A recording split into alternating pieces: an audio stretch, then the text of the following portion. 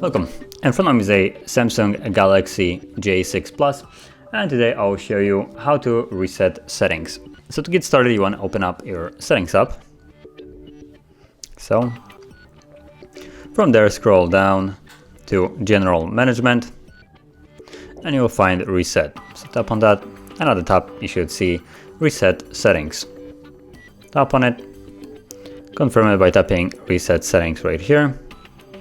Now, if you have some kind of patterns or PIN, password, whatever it is, you will need to confirm it. Now I have a pattern, as you can see, and once I confirm it, I can proceed further where I have again the button to reset settings.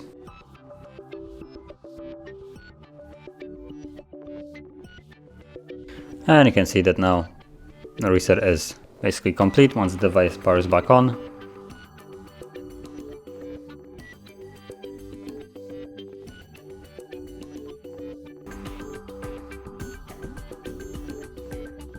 And you can see, just put in the pin.